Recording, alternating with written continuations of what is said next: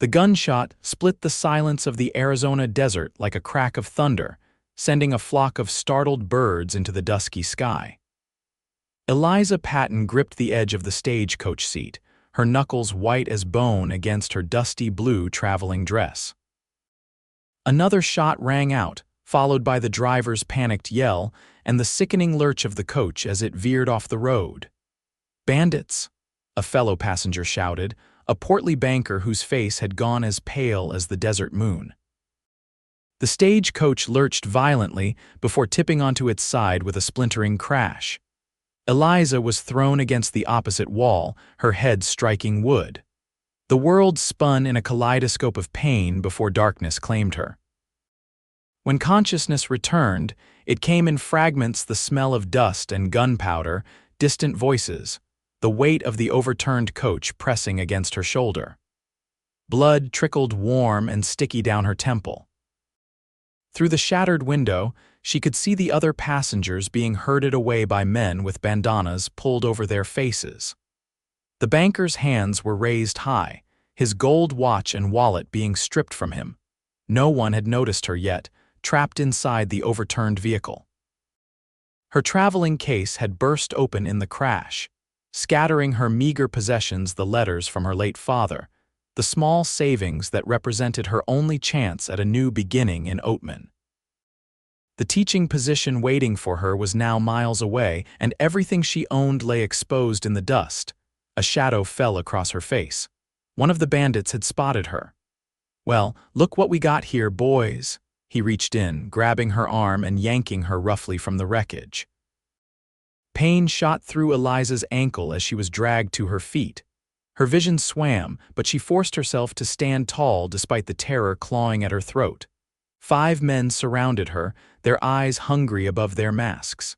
"She's a pretty one," said the leader, a tall man with cold blue eyes. "Might fetch a good price down in Mexico."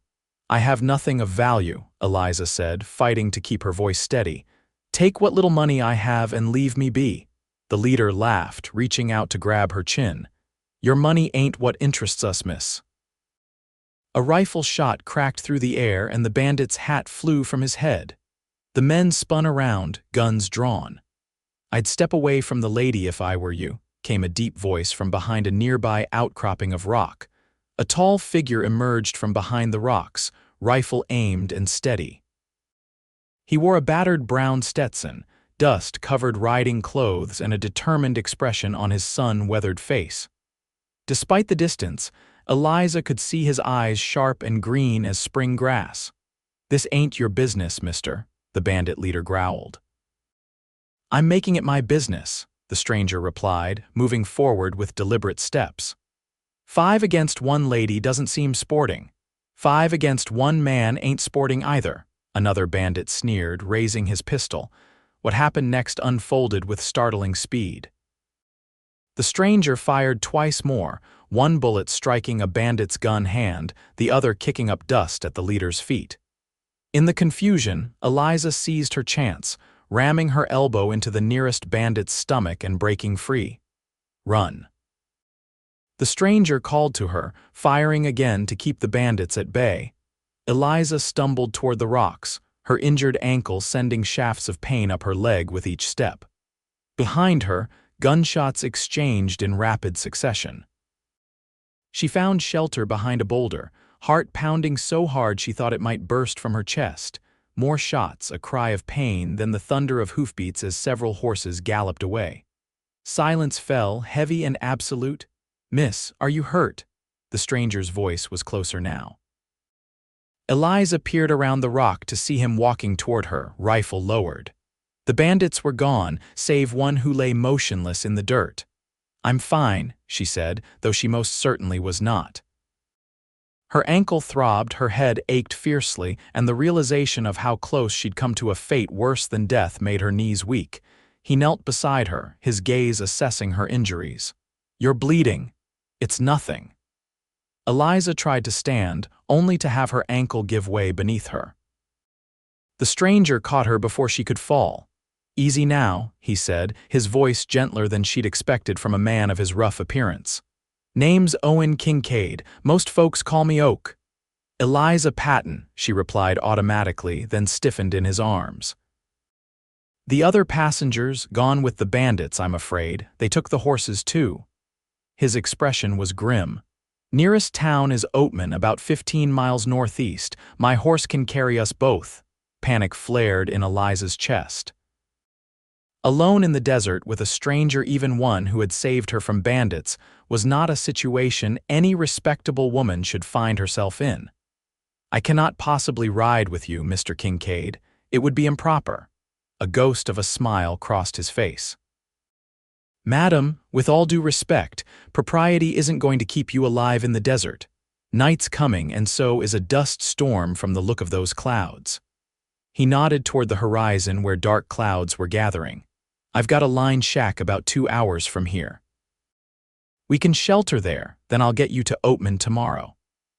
"I'd rather take my chances," Eliza said, though even as the words left her mouth, she knew they were foolish. Owen Kincaid regarded her with those green eyes that seemed to see right through her stubbornness. "Miss Patton, I understand your concern, but this isn't Boston or Philadelphia. The desert doesn't care about social conventions." "How do you know I'm from the East?" she asked, startled. "Your accent, and those shoes weren't made for Arizona territory." He gestured to her once fine leather boots, now scuffed and covered in dust. Eliza glanced at the darkening sky, the empty road, then back to the man who'd saved her life. What choice did she have? She could either trust this stranger or die alone in the desert. "Very well, Mr. Kincaid. I accept your help, but only as far as Oatman." He nodded, then surprised her by removing his bandana and carefully wrapping it around her bleeding temple. His fingers were calloused but gentle. "Can you walk to my horse, or shall I carry you?" "I can walk," Eliza insisted, though each step on her injured ankle was agony. Pride, her father had always said, would be her downfall. Owen's horse, a sturdy paint stallion, stood patiently behind the rocks.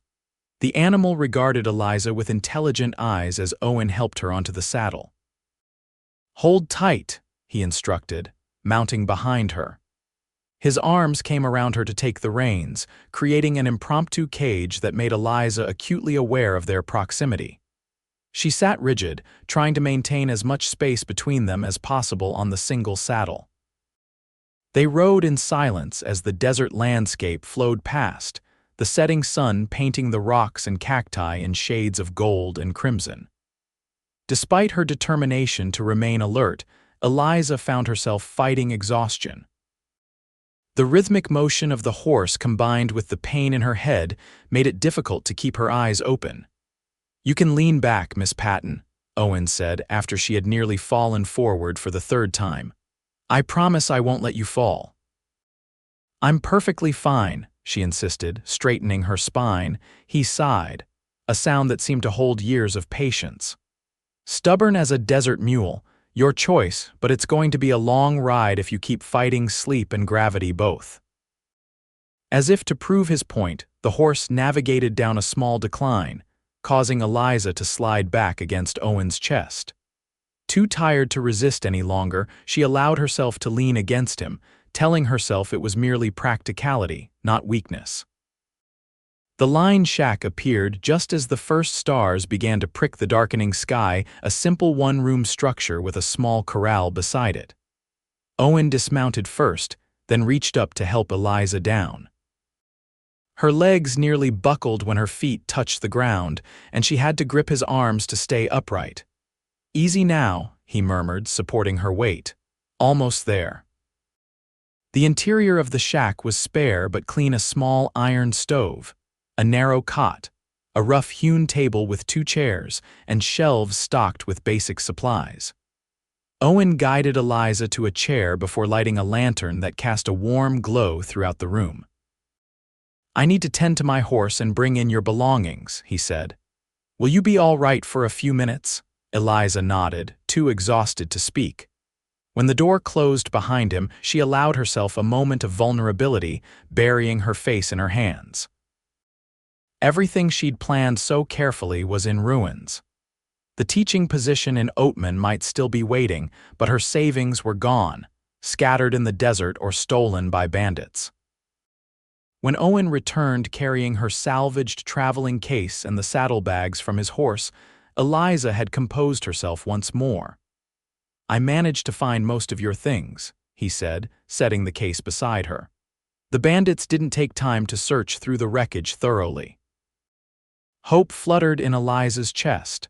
"My money, if it was in here, it should still be there. I didn't look through your personal items." With trembling hands, Eliza opened the case. Her clothes were rumpled, her books water-damaged from a broken canteen, but the hidden pocket where she'd sewn her savings was untouched. Relief washed over her. "Thank you," she whispered. Owen nodded, then turned to the stove. "You should eat something, and I need to look at that ankle." "That won't be necessary, Miss Patton," he interrupted, his voice firm but not unkind. "Out here, infection kills as surely as a bullet. Now I'm going to make us some food and then I'm going to check your injuries. You can cooperate or you can be difficult, but it's happening either way."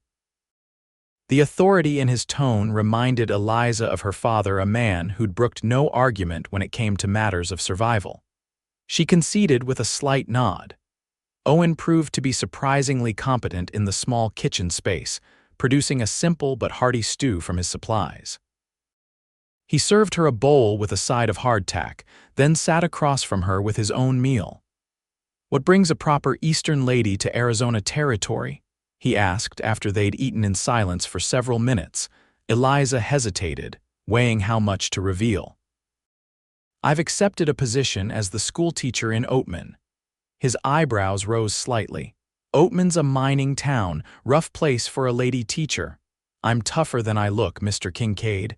I don't doubt it. Not many would have kept their wits about them with those bandits." He studied her across the table. "But there's more to your story than a teaching position."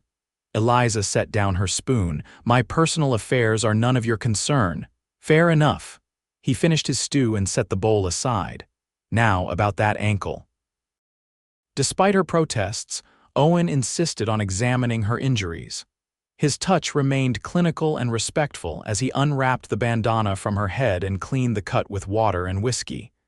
The sting made her hiss between her teeth. "Not too deep," he observed. "Head wounds always bleed more than they should." He applied a clean cloth to the area and secured it with a strip of bandage from his supplies. When he turned his attention to her ankle, Eliza felt her face flush with embarrassment. No man other than a doctor had ever touched her ankle, much less removed her boot and stocking. "I can manage this myself," she insisted. "And how exactly would you see what you're doing?" Owen challenged. "I've doctored plenty of injuries, Miss Patton. I promise to be a gentleman." With reluctance, Eliza allowed him to carefully remove her boot. She bit her lip to keep from crying out as the swollen ankle was freed from its confines. "Sprained, not broken," he said after gentle probing. "You're lucky." He wrapped the ankle tightly with another bandage, his hands steady and sure. When he'd finished, an awkward silence fell between them. The single cot loomed large in Eliza's awareness. As if reading her thoughts, Owen stood and gathered some blankets. "You take the cot, I'll sleep by the stove." "I couldn't possibly, Miss Patton," he sighed. "The day has been long, we're both exhausted, and arguing about sleeping arrangements won't change the fact that there's one cot and two of us. Take the bed, please."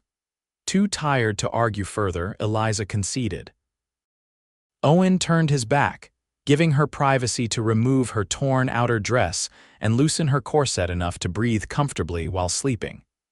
She kept her chemise and petticoat on, slipping under the rough blanket fully clothed. Owen made a pallet on the floor near the stove, removed his boots and gun belt, and stretched out with his hat over his eyes.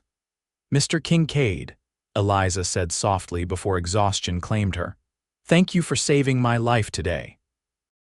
From beneath his hat came a quiet reply. "Get some rest, Miss Patton. Tomorrow we'll be here before you know it." Despite her injuries and the strangeness of her surroundings, Eliza fell into a deep, dreamless sleep. She woke to the smell of coffee and the sound of quiet movement. Dawn light filtered through the single window of the lined shack. Owen stood at the stove, his back to her, as he prepared a simple breakfast. He'd already dressed and strapped on his gun belt, though his hat rested on the table. In the clear light of morning, Eliza could see him properly for the first time.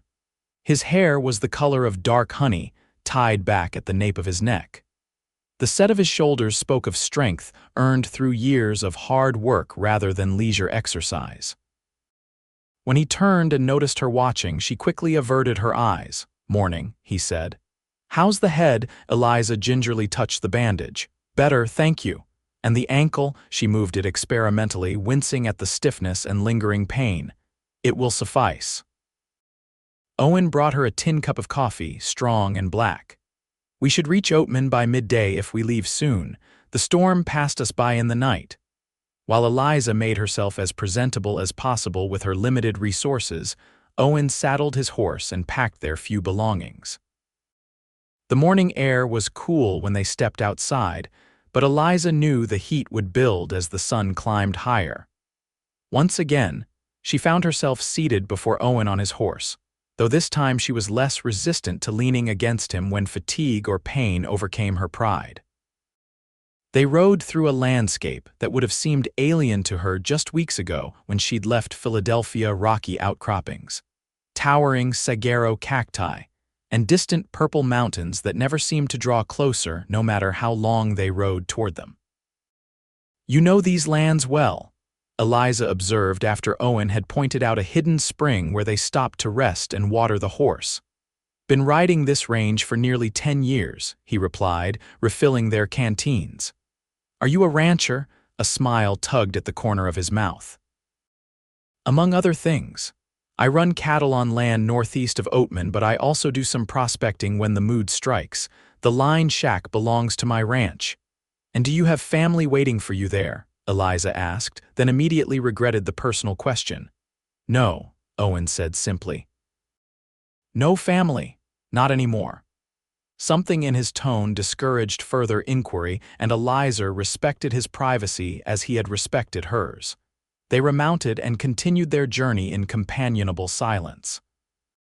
As they crested a ridge around noon, Oatman came into view in the valley below a cluster of wooden and adobe buildings dominated by the structures of a gold mining operation. Even from a distance, Eliza could see the activity of a town driven by the promise of mineral wealth. "There it is," Owen said. "Your new home." Eliza felt a curious mix of relief and disappointment. Relief that her ordeal was nearly over, disappointment that her time with this enigmatic man was coming to an end. She chided herself for the foolish thought. Owen Kincaid had saved her life and shown her kindness, nothing more. Whatever strange connection she imagined between them was surely one-sided. They rode into town along the main street, attracting curious glances from miners and townsfolk alike. A woman riding double with a man was bound to cause talk, especially in a small mining community. "Where should I take you?" Owen asked as they passed the saloon, where several men lounged on the porch despite the early hour. "The schoolhouse, please, or the mayor's office." "I was to report to Mayor Collins upon my arrival." Owen guided his horse toward a white clapboard building at the far end of the street.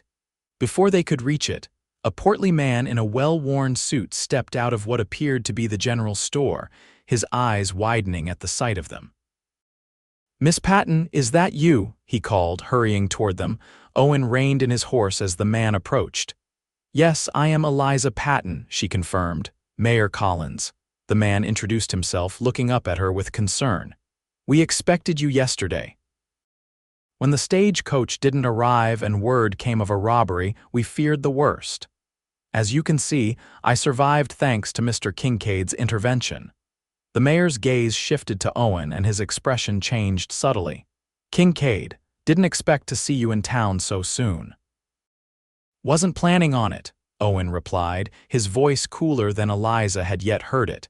An undercurrent of tension flowed between the two men, though Eliza couldn't fathom its source. Mayor Collins quickly returned his attention to her. "You're injured. We must get you to Dr. Harrison immediately." "I'm quite all right," Eliza insisted. "Mr. Kincaid tended my injuries capably?" Nevertheless, propriety demands, the mayor caught himself, clearing his throat. That is, the town has been eagerly awaiting your arrival, Miss Patton. We've prepared accommodations for you at Mrs. Wilkins' boarding house.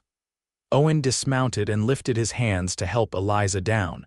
Their eyes met briefly as she placed her hands on his shoulders, and something unspoken passed between them. Then her feet touched the ground, and the moment was gone. "Thank you again for your assistance, Mr. Kincaid," Eliza said formally. Conscious of the mayor's watchful gaze, Owen tipped his hat. "My pleasure, Miss Patton. Perhaps our paths will cross again." "Perhaps," she echoed, though she wondered if it were true. A cowboy and a schoolteacher moved in different circles, even in a town as small as Oatman. Mayor Collins quickly ushered her toward the doctor's office, chattering about the school and her duties, barely acknowledging Owen's departure. When Eliza glanced back, Owen was already riding away, his broad shoulders silhouetted against the bright Arizona sky. The next few days passed in a blur of activity. Dr. Harrison confirmed Owen's assessment of her injuries, a mild concussion and a sprained ankle that would heal with time and rest.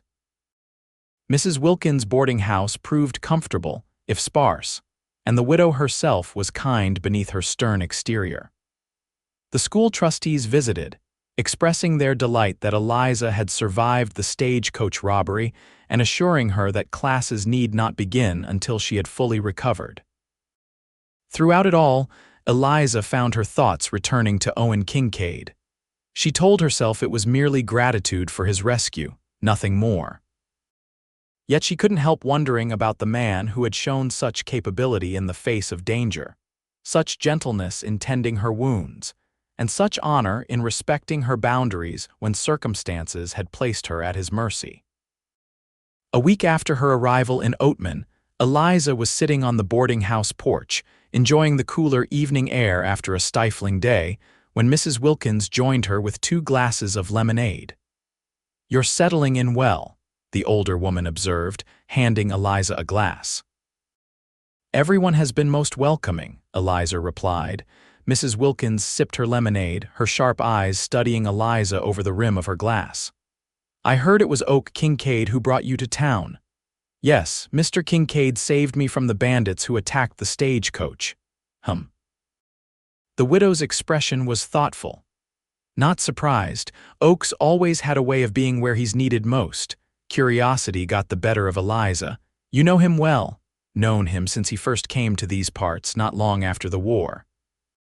He worked for my late husband before starting his own spread." Mrs. Wilkins rocked gently in her chair. "Good man, Oak, keeps to himself mostly, but you won't find a better neighbor in times of trouble." The mayor seemed less than pleased to see him. Mrs. Wilkins snorted. "Collins and his cronies have been trying to buy Oak's land for years. His ranch sits on what they believe is a rich vein of gold. Oak won't sell, and that Sticks and Collins cross something fierce." This new information cast the mayor's cool reception of Owen in a different light. Before Eliza could inquire further, the subject of their conversation appeared at the end of the street, riding slowly toward the general store. Even at a distance, Eliza recognized him immediately, the set of his shoulders, the way he sat his horse. She felt a surprising flutter in her chest, which she quickly attributed to the unexpectedness of seeing him again. Mrs. Wilkins noticed both Owen's arrival and Eliza's reaction. A knowing smile crossed her weathered face. "Why don't you go say hello? I'm sure he'd be pleased to see you recovered." "I couldn't possibly," Eliza began, then stopped herself. Why shouldn't she greet the man who had saved her life? Propriety be damned, she at least owed him her thanks. Decision made, Eliza set down her glass and stood. Her ankle was much improved, allowing her to walk with only a slight limp as she made her way down the porch steps and along the boardwalk toward the general store. Owen had just dismounted when she approached. He turned at the sound of her footsteps, surprise and something else, pleasure flickering across his features. "Miss Patton," he said, touching the brim of his hat, "you're looking well." "Much improved, thanks to your care," she replied. "I didn't expect to see you in town again so soon. Supply run," he gestured to the store. running low on coffee and ammunition. Essentials of ranch life. A small smile curved Eliza's lips. Indeed, essential items. They stood in awkward silence for a moment, neither quite meeting the other's eyes. Would you? Owen started. I wanted to, Eliza said simultaneously. They both stopped, a shared laugh easing the tension between them. Ladies first, Owen said. I simply wanted to thank you properly for saving my life, Eliza said. In the confusion of arriving in town, I don't believe I expressed my gratitude adequately. No thanks needed, Miss Patton. Anyone would have done the same. I don't believe that's true, Mr. Kincaid. Not everyone would have risked their life for a stranger. Something shifted in Owen's expression, a softening around his eyes. How are you finding Oatman? Different from what I expected, Eliza admitted. But not unpleasantly so. The people have been kind for the most part. For the most part, Owen raised an eyebrow. Eliza hesitated, then decided honesty was best. Mayor Collins seems determined that I should avoid certain elements of the town. Specifically, he warned me against associating with, and I quote, troublesome ranchers with delusions of grandeur. A bark of laughter escaped Owen. Is that what I am now, a troublesome rancher? I gathered he meant you, though he didn't say your name outright. Collins and I have our differences, Owen said, his amusement fading. Be careful around him, Miss Patton. His interests aren't always aligned with what's best for Oatman or its people. Before Eliza could ask what he meant, the door to the general store opened and the storekeeper called out to Owen. Got that order ready for you, Kincaid. Owen nodded to the man, then turned back to Eliza. I should let you get back to your evening. It was good seeing you again, Miss Patton. And you, Mr. Kincaid. Eliza hesitated, then added impulsively, perhaps you could call me Eliza. After what we've been through together, Miss Patton seems overly formal. A slow smile spread across his face, transforming his features. Only if you'll call me Owen. Very well, Owen. His name felt right on her lips, as if she'd been meant to say it all along. The thought was so fanciful that Eliza nearly laughed at herself. Eliza, he said, testing her name in return. The sound of it in his deep voice sent an unexpected warmth through her. Until we meet again. As she walked back to the boarding house, Eliza knew Mrs. Wilkins would have questions. She also knew that her interest in Owen Kincaid had grown beyond simple gratitude. It was a complication she hadn't anticipated in her carefully ordered plans for a new life in Oatman. School began the following Monday. The schoolhouse was a simple structure with rows of rough-hewn benches, a teacher's desk, and a small blackboard. Eliza's students ranged from 6 to 16 years of age, the children of miners, merchants, and ranchers from the surrounding area. Teaching occupied most of her waking hours, leaving little time to dwell on thoughts of Owen Kincaid. Still, she found herself scanning the streets whenever she ventured into town, hoping for a glimpse of his tall figure. 2 weeks passed without sign of him, and Eliza told herself it was for the best. She had come to Arizona to build a new life, not to lose her heart to a rancher she barely knew, no matter how compelling she found him. On a Friday afternoon, as Eliza was dismissing her students, a commotion erupted in the street outside.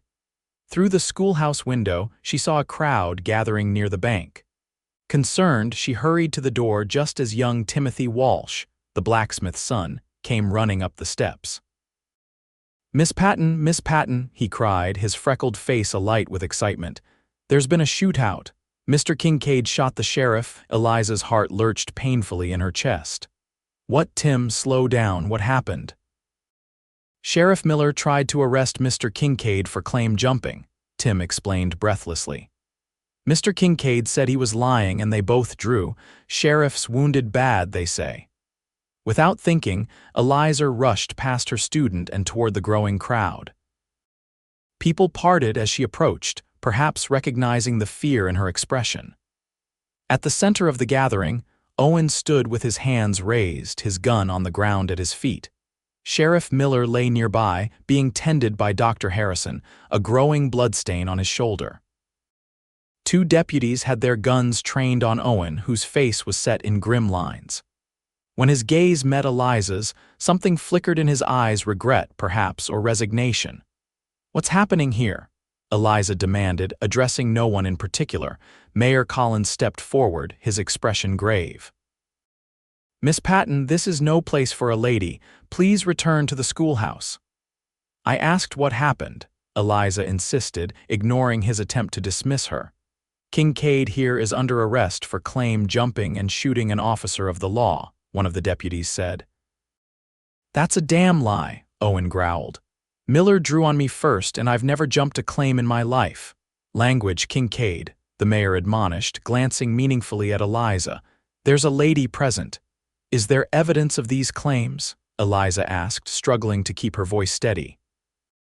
Mayor Collins' face reddened. "Evidence? Sheriff Miller's word is evidence enough, and now he's been shot for doing his duty." "I shot him because he was trying to kill me," Owen said evenly. "Miller's in your pocket, Collins, just like Judge Parker. This is about my land, and we all know it." The mayor stepped closer to Eliza, lowering his voice. "Miss Patton, I understand your concern given that this man once assisted you, but please trust that justice will be served. You should distance yourself from this situation. It could damage your reputation in town." Eliza bristled at the implied threat. "My reputation is my own concern, Mayor Collins, and justice requires more than accusations."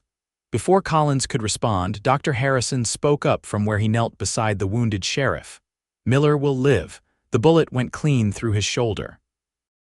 He needs to be moved to my office." Several men stepped forward to help carry the sheriff. As they lifted him, Miller's eyes flickered open and he fixed a hateful glare on Owen. "You'll hang for this, Kincaid," he spat. The deputies began to lead Owen toward the jailhouse. As he passed Eliza, he murmured, "Don't get involved, Eliza. This isn't your fight." "Where are you taking him?" Eliza asked the deputy. "Jail until the judge arrives next week," the man replied, and then the deputy shrugged. "Trial, I reckon. Shooting a sheriff's a hanging offense in these parts." Eliza watched helplessly as Owen was led away, her mind racing. She had no position or authority to intervene, yet everything within her rebelled at the thought of standing idle while an innocent man, for she was certain Owen was innocent, faced such dire consequences. That evening, Eliza could barely touch her dinner at Mrs. Wilkins' boarding house. When the other boarders had retired, she remained at the table, staring unseeing at her cold plate. "He didn't do it, you know," Mrs. Wilkins said quietly, taking the seat across from her. "Claim jumping isn't Oak's style." Eliza looked up sharply. "You believe him innocent?" "I know he's innocent. This is all about his land. There's gold on it, not where Oak's been looking, but on the North Ridge. Collins and his investors found out somehow, and they've been trying to get that property for months." "How do you know this?" Mrs. Wilkins' expression was grim. "My husband was a miner for 30 years before he opened this boarding house. I know gold talk when I hear it, and I've overheard things Collins and his friends aren't as discreet as they think when they've had a few drinks at the saloon." "We have to help him," Eliza said, decision crystallizing in her mind. Mrs. Wilkins studied her intently. "You care for him." It wasn't a question, but Eliza answered anyway. "I barely know him." "Sometimes that doesn't matter. Some people fit together from the first moment they meet." The older woman reached across the table to pat Eliza's hand. "What did you have in mind?" "I'm not sure yet," Eliza admitted, "but I can't stand by and watch an innocent man hang."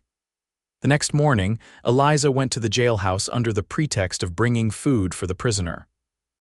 The deputy on duty, a young man named Burke who had a sister in Eliza's classroom, seemed embarrassed by her presence, but allowed her to see Owen.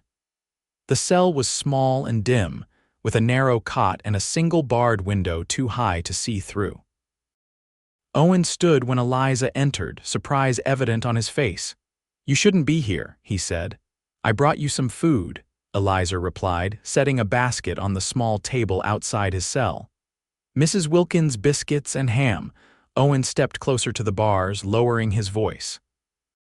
"Eliza, listen to me. Collins and his friends will use any excuse to discredit you. Being seen with me will only hurt your position in town." I don't care about that, she said fiercely. I care about justice. A shadow of a smile crossed his face. Stubborn as ever, Mrs. Wilkins told me about the gold on your land. Is it true? Owen sighed, running a hand through his hair. Yes, I found a vein on the North Ridge last month, kept it quiet, but somehow Collins found out.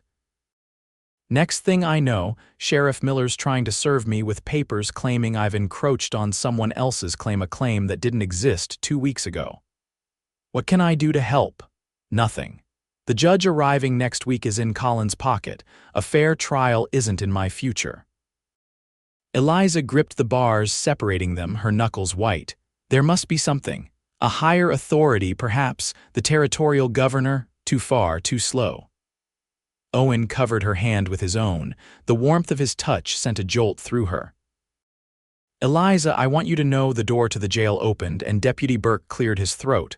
Time's up, Miss Patton. Reluctantly, Eliza withdrew her hand. I'll return tomorrow. Don't, Owen said. Please keep your distance from this mess. Eliza met his gaze steadily. I'll return tomorrow, she repeated, then turned and left before he could argue further. Outside, she found Mayor Collins waiting, his expression thunderous. Miss Patton, a word if you please. Eliza followed him a short distance down the boardwalk, steeling herself for the confrontation to come. Your behavior is causing talk, Collins said without preamble. A respectable schoolteacher does not visit criminals in jail. Mr. Kincaid has not been proven guilty of any crime, Eliza pointed out. The evidence speaks for itself. Sheriff Miller has a vested interest in Mr. Kincaid's land, as do you, Eliza interrupted, her patience wearing thin. Mrs. Collins mentioned that your wife is quite looking forward to the new hat you promised her once your mining venture succeeds. A venture that requires Mr. Kincaid's property, I believe. Collins' face paled, then flushed with anger. You're overstepping your bounds, Miss Patton. The school board might reconsider your position if I continue to advocate for justice. Then perhaps I should reconsider whether I wish to teach in a town where corruption is valued over truth. You're making a grave mistake, Collins hissed. Kincaid is nothing to you. He saved my life, Eliza replied calmly. I won't stand by while you destroy his. She walked away, heart pounding but resolve strengthened. Collins' thinly veiled threats confirmed what she had suspected. Owen was being railroaded for his land, and the town's leadership was complicit. Back at the boarding house, Eliza found Mrs. Wilkins waiting anxiously. How is he? The older woman asked. Concerned for my reputation rather than his own predicament, Eliza said with a mixture of frustration and fondness. Mrs. Wilkins, does Owen have friends in the area, people who might help? A few. His ranch hands are loyal, but they're just cowboys, not lawyers or judges. What about the territorial marshal? Could we send for him? Mrs. Wilkins shook her head. The marshal's in Prescott, at least 3 days' ride. The judge will be here in 5 days, not enough time. Eliza paced the small parlor, mind racing. Then we need to create time, or... A thought struck her. We need to find proof of Collins' scheme, something that would force the judge to acknowledge Owen's innocence, even if he is in Collins' pocket. And how do you propose to do that, Mrs. Wilkins asked. I'm still working on that part, Eliza admitted, but I'll think of something. Over the next 2 days, Eliza split her time between teaching and visiting Owen in jail. Each visit was brief, closely monitored by the deputies, but they allowed her to bring food and clean clothing. During these moments, she tried to convey her determination to help him, while Owen continued to insist she should distance herself from his troubles. You're risking too much, he told her during her 3rd visit. Collins is powerful in this town. Not as powerful as he thinks, Eliza replied. I've been asking questions, Owen. People are starting to talk. Not everyone believes the claim-jumping story. Talk won't stop a hanging. No, but evidence might. Eliza leaned closer to the bars, lowering her voice. Sheriff Miller's deputy, Burke, isn't convinced either. He overheard Miller and Collins discussing how to force you off your land weeks ago. Hope flickered briefly in Owen's eyes, then died. Burke won't testify against his boss, not if he values his job or his life. Perhaps not openly. But he might be persuaded to look the other way at the right moment. Owen's expression sharpened. Eliza, whatever you're planning, the less you know, the better, she cut him off. Trust me, Owen, please. Their eyes held for a long moment before Owen nodded slowly. Be careful. Collins is dangerous when crossed. That evening, Eliza met secretly with Deputy Burke at the schoolhouse. The young man was nervous, constantly glancing toward the door as if expecting Sheriff Miller to burst in at any moment. What I'm about to tell you could cost me my job, Burke said. Maybe worse. I understand the risk, Eliza assured him, but an innocent man's life is at stake. Burke sighed heavily. It's true what they're saying. Miller and Collins fabricated the claim-jumping charge. There's a document, a map showing a false claim on Kincaid's land, backdated to make it look legitimate. Collins had Judge Parker sign it last time he was in town. Where is this document? In the safe at the sheriff's office. Miller keeps all the legal papers there. Eliza's mind raced. Could you get it? Burke shook his head emphatically. No, madam, Miller's the only one with the combination. What about when the judge arrives for the trial? Will the document be presented then? Has to be. It's their only evidence. A plan began to form in Eliza's mind. Thank you, Deputy Burke. You've been very helpful. Miss Patton, Burke said as she turned to leave, be careful. Miller's not above using his badge to settle personal scores. And Collins? Well, there's talk about what happened to the last man who stood between him and a gold claim. The warning sent a chill down Eliza's spine, but it didn't shake her resolve. Over the next 2 days, she carefully laid the groundwork for her plan. She spoke with Mrs. Wilkins about what she intended, and the older woman, though concerned, agreed to help. It's dangerous, girl, Mrs. Wilkins cautioned. If you're caught, I won't be, Eliza said with more confidence than she felt. The night before the judge was due to arrive, Eliza put her plan into action. Mrs.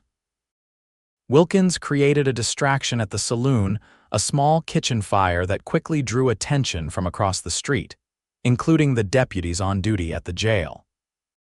In the confusion, Eliza slipped into the sheriff's office, which adjoined the jail but was currently empty with Sheriff Miller still recovering at the doctor's office. The safe proved more challenging than anticipated. Eliza had hoped it might be unlocked in the chaos, but it remained firmly secured. As she was contemplating her next move, a voice spoke from the doorway. It won't open without the combination. Eliza whirled to find Owen standing there, free of his cell. Owen. How did you Burke? He explained simply. He left the cell door unlocked when he ran to help with the fire. His expression was a mixture of exasperation and admiration.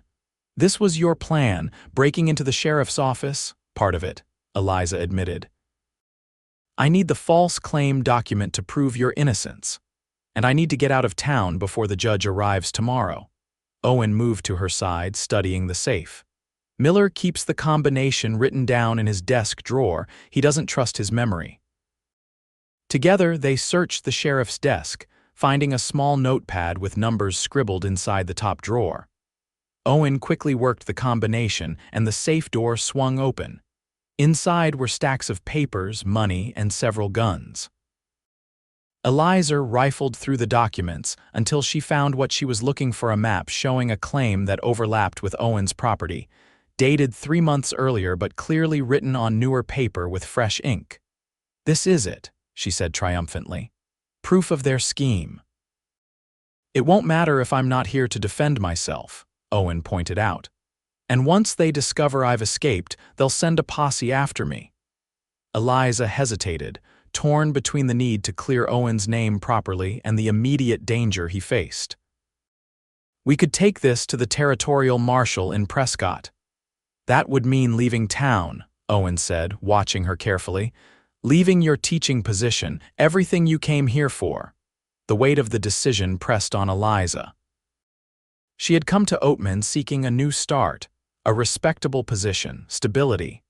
Leaving now would mean abandoning that dream, yet staying meant losing Owen. The thought created a hollow feeling in her chest that no teaching position could fill.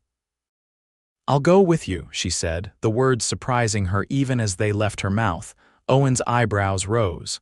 "Eliza, think about what you're saying. You'd be throwing away your future becoming a fugitive alongside me." "Not a fugitive, a witness." She clutched the document tightly. "With this evidence and my testimony about what I've learned, the marshal will have to investigate, and once your name is cleared, I can return to teaching, if not here, then somewhere else." "It's too dangerous," Owen insisted. "The road to Prescott isn't safe, especially with a posse likely following us." "I've survived danger before," Eliza reminded him. "With you." Their eyes met, and something electric passed between them, understanding, determination, and something deeper that neither was ready to name aloud. "We need to move quickly," Owen said, decision made. "They'll notice I'm missing soon, fire or no fire." They slipped out the back door of the sheriff's office and made their way to the livery stable. The town's attention was still focused on the saloon, where Mrs. Wilkins' accidental fire had been contained but continued to create a spectacle. The stable was deserted. Owen quickly saddled 2 horses while Eliza gathered supplies. Within minutes, they were riding out of town under cover of darkness, headed northeast toward Prescott. They rode hard for several hours, putting as much distance as possible between themselves and Oatman before the alarm could be raised. When they finally stopped to rest the horses near a small creek, dawn was breaking over the eastern horizon. Eliza dismounted stiffly, her body aching from the unaccustomed hours in the saddle. Owen helped her down, his hands lingering at her waist longer than necessary. "Second thoughts?" he asked quietly. "No," Eliza replied with certainty. "This is the right thing to do." "It's not too late to go back. You could say I forced you to come with me." Eliza shook her head firmly. "I make my own choices, Owen Kincaid. This one is mine." A slow smile spread across his face. "You're unlike any woman I've ever met, Eliza Patton." "I'll take that as a compliment." They rested briefly, allowing the horses to drink from the creek while they ate some of the provisions Eliza had packed.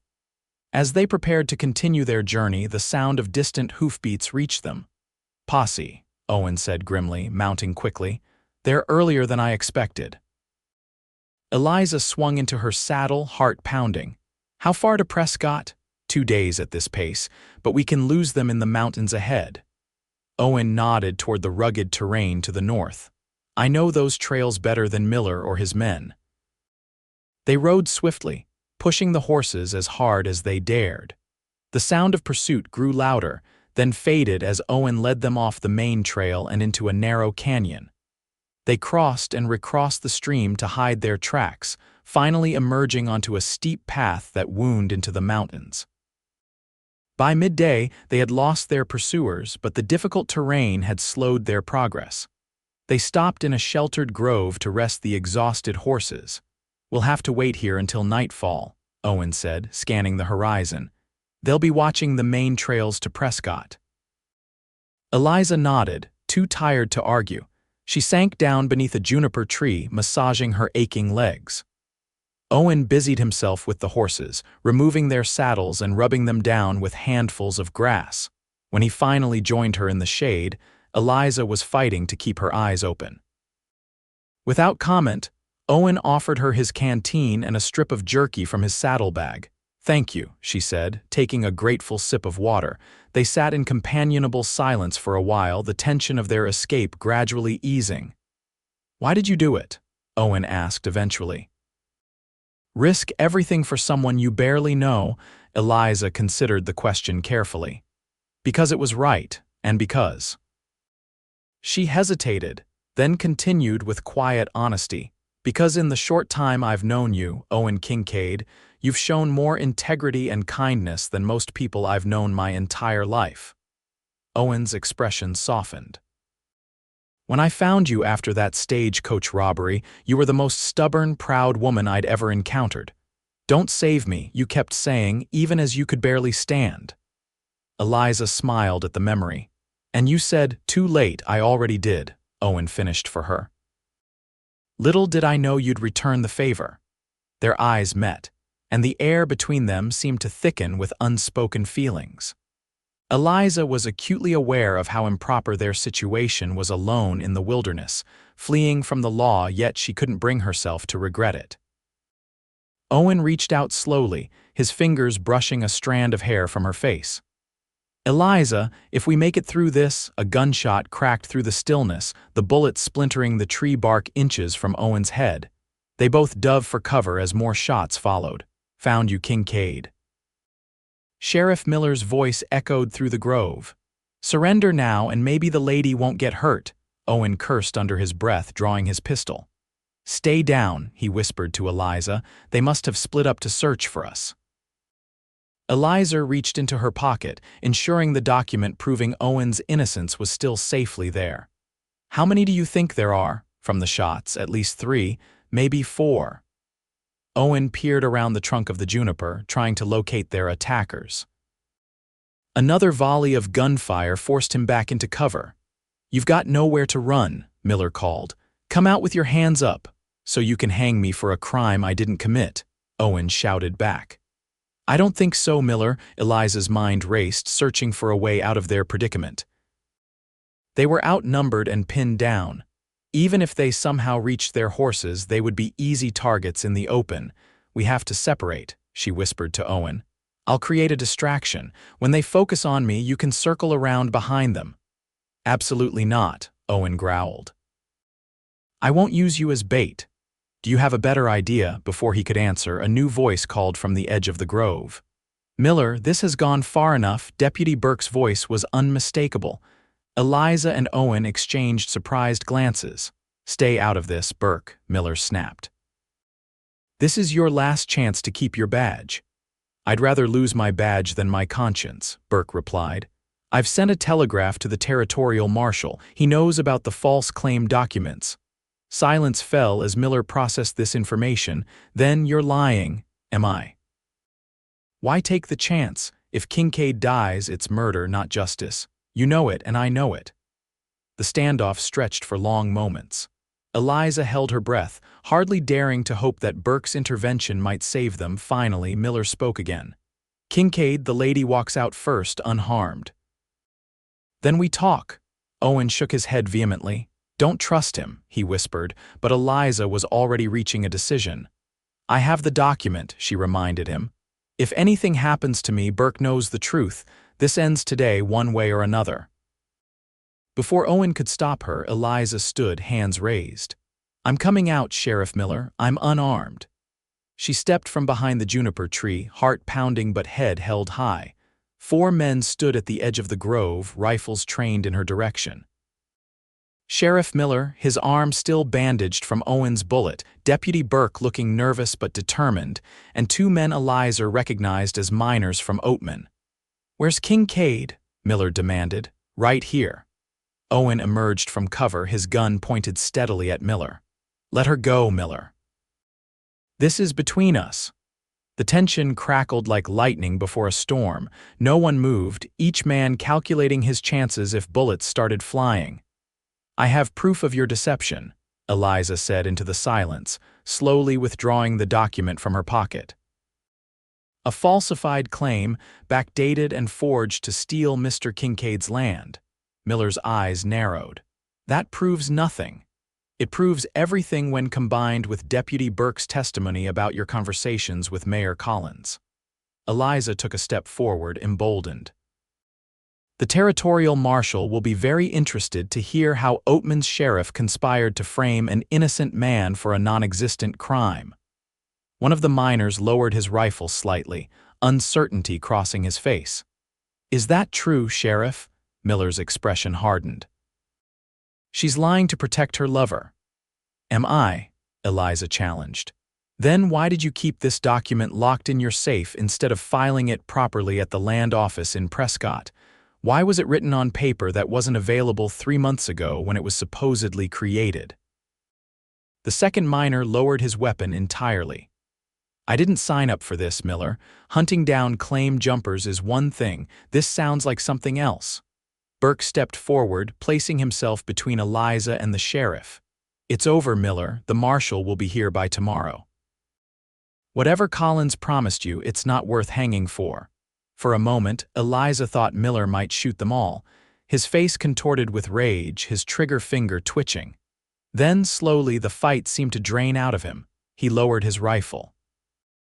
"Collins will bury you for this," he said to Burke. "Maybe," the deputy conceded, "but I'll sleep better."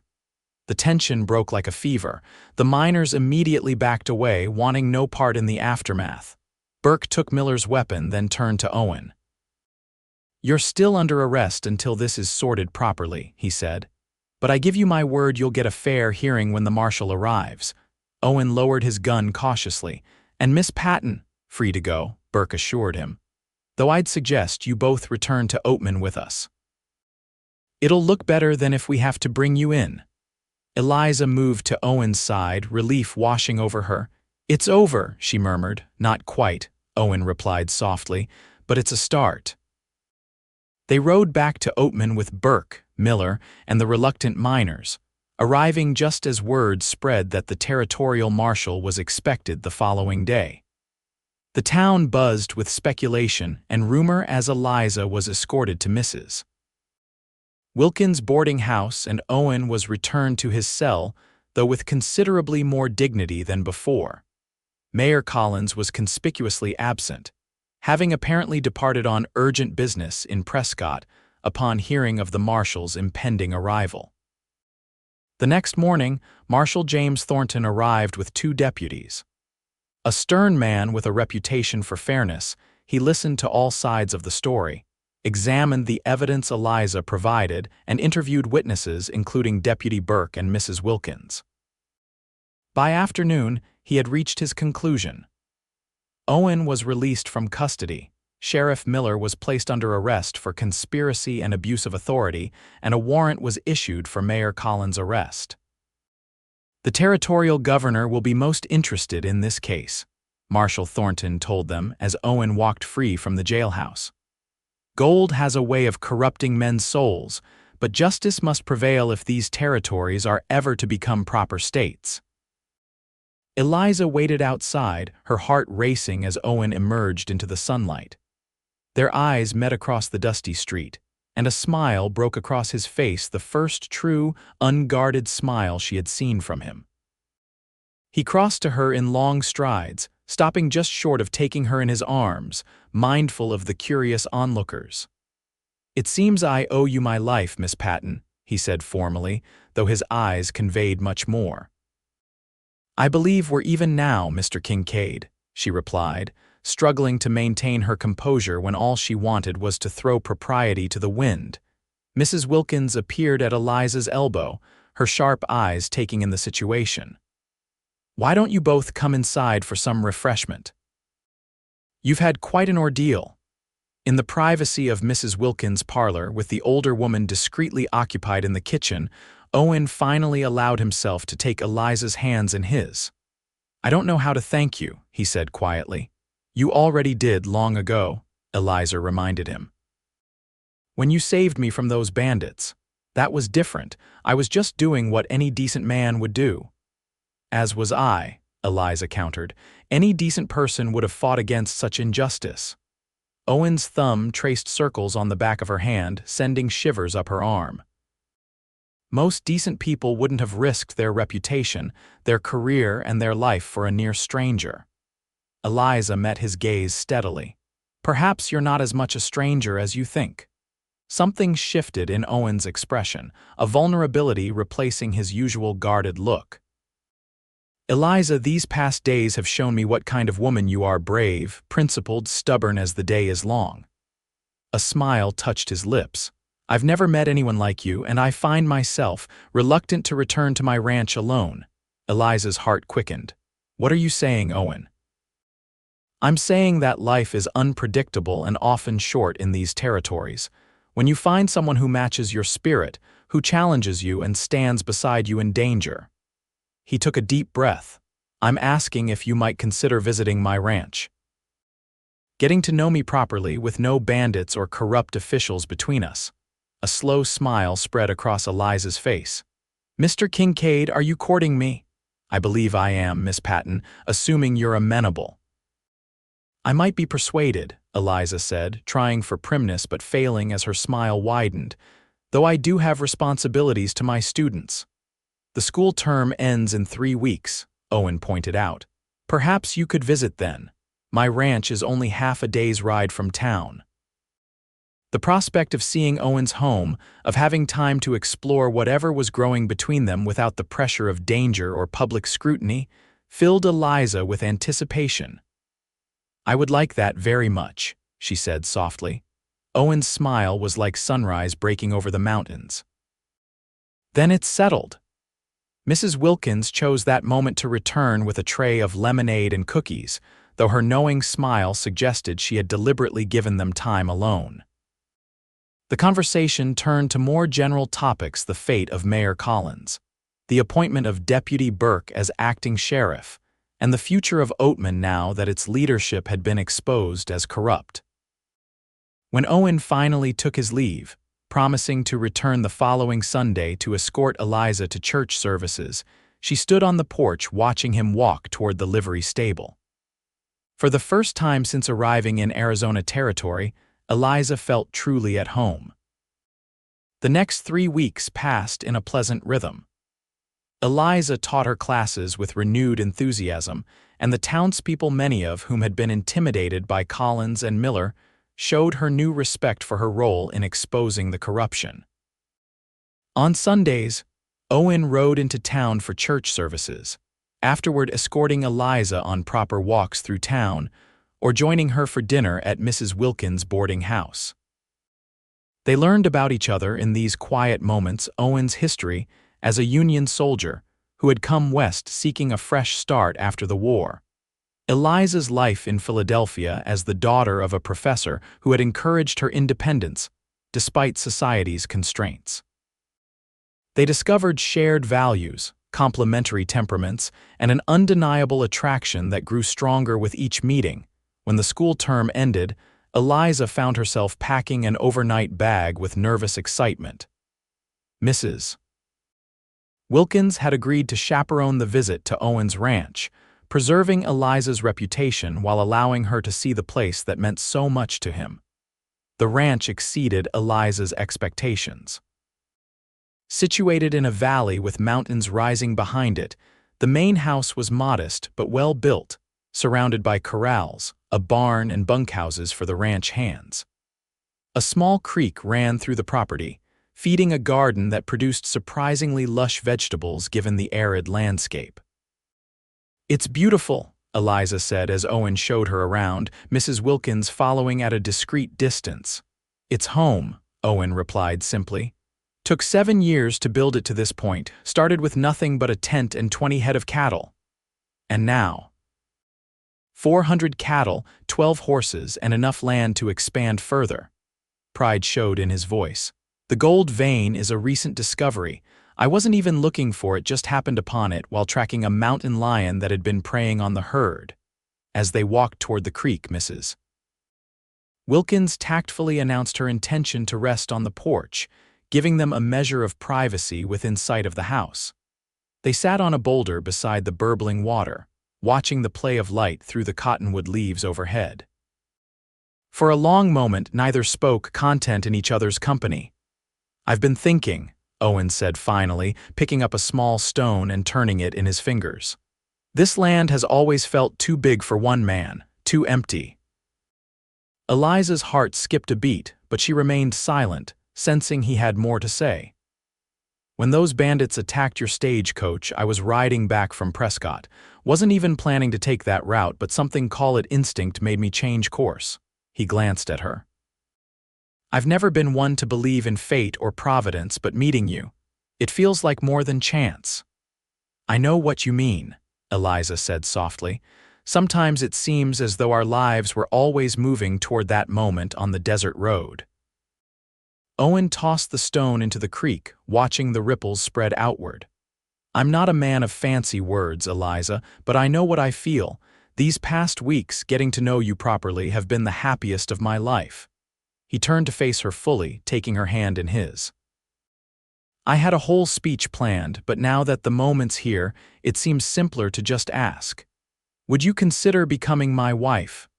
Though Eliza had begun to hope for such a proposal, the reality of it still took her breath away. She looked into Owen's eyes, steady, honest, filled with a love that had grown from respect and shared danger into something deep and abiding. "Yes," she said, her voice clear and certain. "Yes, I would be honored to be your wife, Owen Kincaid." The joy that spread across his face was answer enough, but he sealed his response with actions rather than words, leaning forward to kiss her with gentle reverence. Eliza's hand rose to his cheek as she returned the kiss, mindful of their chaperone but unable to contain the happiness overflowing within her.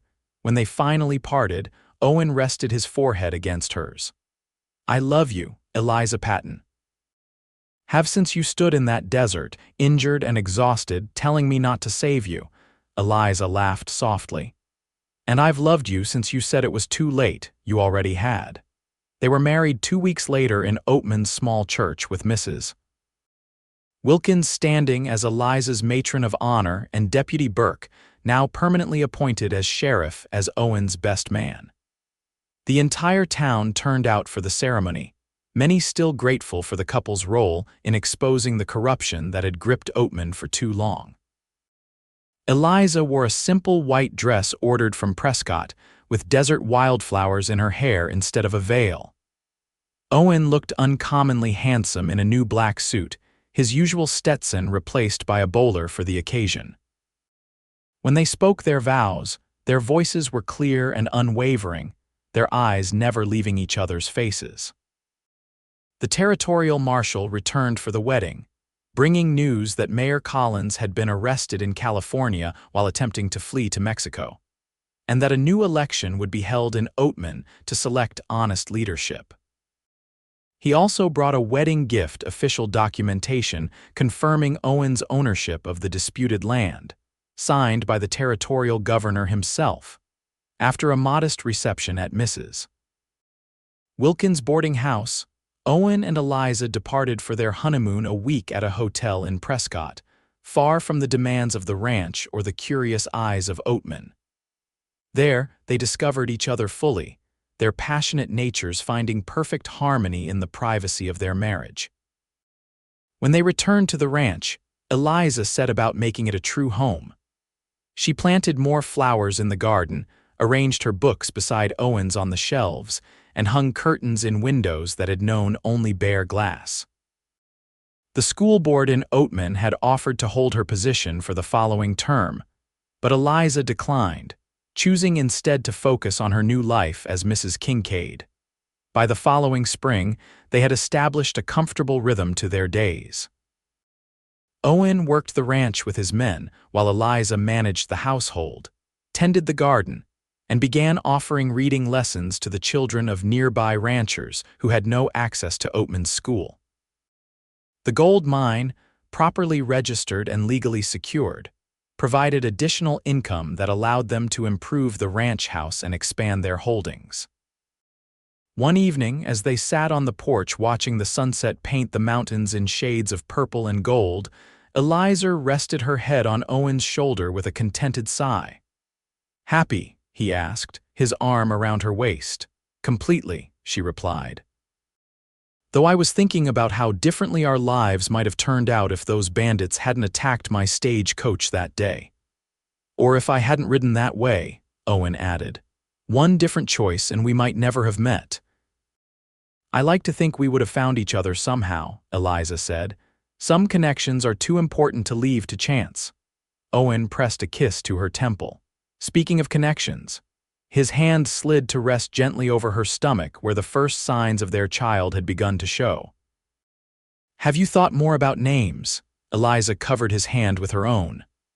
"I was thinking William after my father if it's a boy, and if it's a girl, perhaps Claire after your mother." "William or Claire Kincaid," Owen tested the names aloud. "Strong names for a child who will have the strongest mother in the Arizona Territory." "And the most stubborn father," Eliza teased. Owen laughed, the sound mingling with the evening breeze that rustled through the cottonwoods. "We make quite a pair, don't we, the schoolteacher and the rancher." "The lady and the cowboy," Eliza corrected with a smile. though I'm not sure how much of a lady I am anymore living out here in the wilderness." "You're every inch a lady," Owen assured her, "just one with more courage and determination than most men I know." As darkness settled over the ranch, they remained on the porch, talking quietly about their plans for the future, the room they would add for the baby, the cattle drive Owen would lead in the autumn, the possibility of starting a proper school on the ranch for the children of neighboring homesteaders. In the years that followed, their family grew. William arrived first, a strong boy with his father's green eyes and his mother's stubborn chin. 2 years later, Claire joined them, followed by Thomas 3 years after that. The ranch prospered, becoming one of the most successful in the territory. Eliza eventually did start a school, converting an unused bunkhouse into a classroom where she taught the children of ranch hands and neighboring settlers. Owen managed the ranch and the mine, his business acumen turning their initial success into lasting prosperity. They weathered droughts and harsh winters, outlaws and rustlers, the challenges of raising children in the still wild territory. Through it all, their bond only deepened, forged in the fire of shared adversity and tempered by abiding love. On their 10th wedding anniversary, Owen surprised Eliza with a trip to San Francisco, a city she had long wanted to visit. They left the children in Mrs. Wilkins' capable hands for 2 weeks, enjoying the luxuries of city life and each other's undivided attention. On their last night in the city, as they walked along the waterfront watching ships come and go in the harbor, Eliza squeezed Owen's hand. "Thank you for this wonderful gift, but I must admit I'm ready to go home. To our wild, dusty ranch," Owen asked with a smile, "after all this civilization." "Home is where you are," Eliza said simply. "It always has been, since that day in the desert when you refused to leave me behind." Owen's arm tightened around her waist. "Best decision I ever made, even better than proposing," she teased. "That was inevitable from the moment you stood up to Mayor Collins on my behalf," Owen replied. "I just didn't know it yet." They returned to the ranch to find everything in order, the children thriving under Mrs. Wilkins' care, the ranch hands managing the property efficiently, and a letter waiting from the territorial governor inviting Owen to serve on a commission for Arizona's eventual statehood. As they settled back into their life together, Eliza reflected on the journey that had brought her to this place. She had come west seeking independence and purpose, never imagining she would find her greatest fulfillment in building a life with Owen and their children. The Arizona territory was still wild, in many ways harsh, demanding, occasionally dangerous. But within its vast expanses, Eliza had found something precious. A home where she was valued for her strength rather than despite it, a partnership based on mutual respect and deep affection, and a love that had begun in danger but flourished in peace. Many years later, when Arizona had achieved statehood and their children had children of their own, Eliza and Owen would still sometimes sit on that same porch, watching the sunset paint the mountains. Their hands would find each other's automatically, fingers intertwined with the easy familiarity of decades together. "Do you ever regret it?" Owen asked once, his hair now silver but his green eyes as sharp as ever. "Leaving teaching for this life?" Eliza, her own dark hair streaked with gray, smiled at her husband of 40 years. "Not for a single day. I found my true calling here as a wife, a mother, and eventually a teacher again, but most importantly as your partner." Owen raised her hand to his lips. "Who would have thought that a stagecoach robbery would lead to all this?" "I prefer to think of it as a rescue," Eliza replied with a twinkle in her eye, "even if I did tell you not to save me." Owen's laugh rumbled deep in his chest. "And I told you, too late," Eliza finished for him, leaning against his shoulder. "You already did." In the distance, their grandchildren played in the yard that had once been empty desert, their laughter carried on the evening breeze. The ranch house, expanded over the decades, stood solid against the backdrop of mountains that had witnessed their entire life together. And as the first stars appeared in the darkening sky, Eliza and Owen Kincaid sat content in the knowledge that some rescues, once begun, never truly end. They simply transform into a lifetime of saving each other, day after day, through all the dangers and joys that life brings.